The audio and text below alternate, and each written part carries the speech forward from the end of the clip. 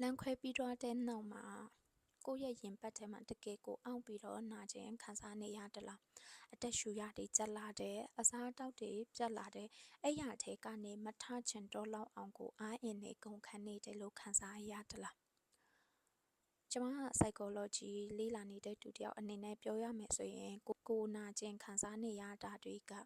စိတ်ကူးရင်နာကျင်မှုမဟုတ်ပင်နဲ့ကိုယ့်ရဲ့ခန္ဓာကိုယ်ကတကယ်ကိုထိခိုက်နာကျင်နေရတာဖြစ်ပါတယ်လူတွေတော်တော်များများကနာဆစ်စစ်တယောက်စီကနေထွက်လာတာကိုရီးစားနဲ့လမ်းခွဲရီးစားနဲ့ဖြစ်တယ်လို့ပြောကြတယ်တကယ်တမ်းတော့မှားတယ်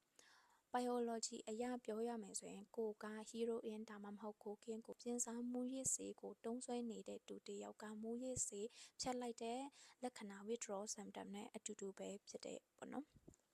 ဒါကြောင့်မလို့ဒီနေ့မှာကျွန်မကကိုယ့်ရဲ့ခန္ဓာကိုယ်ထဲကတာတုပြောင်းလဲမှုအကြောင်းတွေကိုရှင်းပြပြီးတော့ဒါကိုအောင်မြင်စွာဘယ်လိုမျိုးအစိတ်ထုတ် detox လုပ်မလဲဆိုတာကိုရှင်းပြပေးတော့ပါမယ်